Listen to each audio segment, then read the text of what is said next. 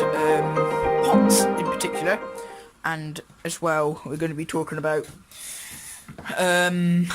pests, really, general plant pests, and what you can do with them to eliminate them.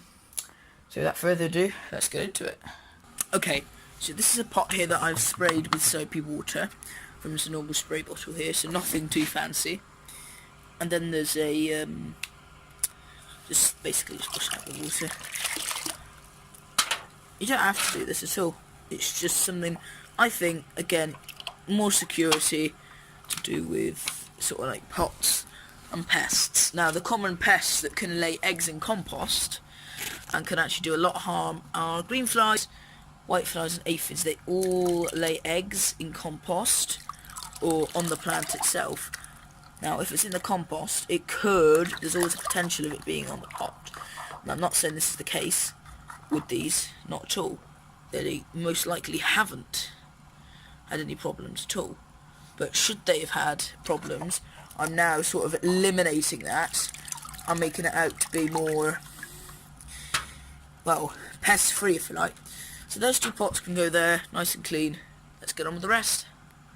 So here's another one. See that? So with this one, it's nice and easy. You just get your spray bottle. I just spray.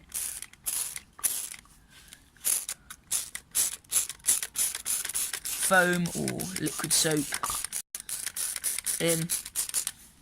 Most people would not do this, but it's common in our neighbourhood actually, and people have been saying about it, that it's aphids are sort of taken over, and my chives, which should ideally be inside, and they're going to be once aphids have gone from them. They're either aphids or green fly, I can't make my mind up.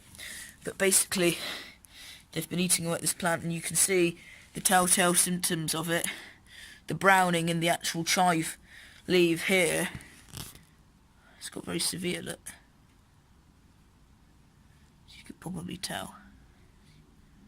It's got very difficult here to control it. So, yeah, it's not good. I mean, obviously the pansies are looking nice now.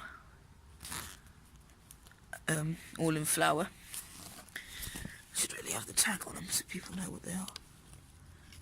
There you go, just putting that in there.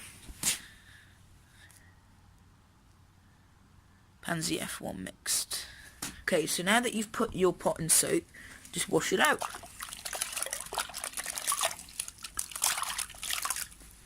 Done. You can really start to speed up.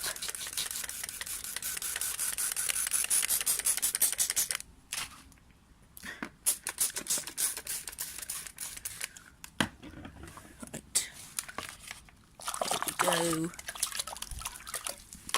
Obviously a lot of people, quite a few people are going to work much quicker than this.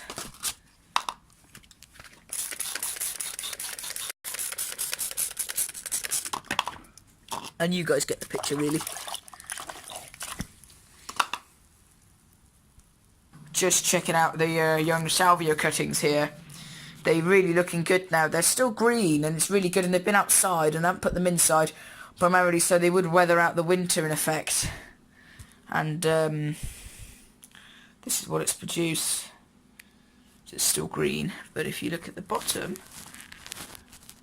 there's a root coming through.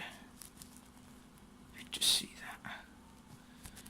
that there's a big sort of old root coming through. So we're going to pop that there, and we're going to pop that up now. Let's take a look at some of the other plants that were taken from quite a while ago. Particularly some of the cuttings. Let's check out this other salvia cutting here. Okay. So with the roots here, oops, sorry. So with the roots here, if we can see anything. Don't think there's much action on this one. Chocolate Aero Mint. You might have heard me ranting on about it, how great it's going to be. And only really one has done well. Now, I'm not insulting anyone that's grown this, and again, it's from really good plants, and I think that chocolate mint is a difficult plant to grow. A lot of people say mint's easy to grow, and actually that's not true. It's easy to germinate from seed and from cutting. but it's growing it on from that point and keeping it alive is actually the big deal. So I think he's done a very good job here. Few of them, again, that one there is not doing too bad. Got one set of leaves and a few of them are doing okay-ish, but really only one that stands out to me is upstanding, which is a shame. But I mean, it's gonna happen, you know, and that's this one here. Look, oops, if you can see.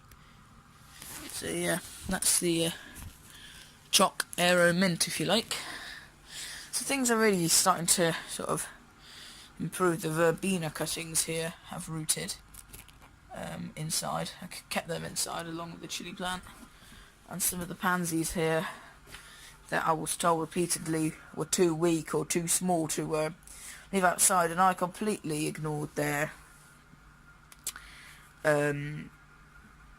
advice, really, and I just did what I wanted, and whoa, God, I nearly dropped the phone then, and they've all survived, every single one of them. Okay, so maybe a few have died, but that's going to happen. Expect that, you know, because that is going to happen. And if you don't expect it, then you're not a good gardener. And, oh my God, one's flowered already. Look, one little tiny one's flowered. Oh, that's really humble. Look, one of the little, I very early, very, very early for these pansies. I was told they were going to flower in April, so that is incredible. That was from, not from Jersey Plants. A lot of these were from Jersey Plants. The smaller ones were from Jersey Plants Direct, and the smaller ones here were from Jersey Plants Direct. But this one was from Brookside Nursery, which is why I trust them now. I think they've delivered me a good plant. They've put it onto the point of flowering, which is actually really important and actually really, really good. And, you know, for me, this is actually quite good. And I bought this one as a young plant, so it's really good. Very impressed. My ivy cutting as it's still green in parts, yeah. So I'm hoping that's going to carry on being green and live. Yeah, things are going well. And I mean, the greenhouse, I haven't done a greenhouse update in a while, but that will probably be done in a few episodes when I'm moving them to the new polytunnel.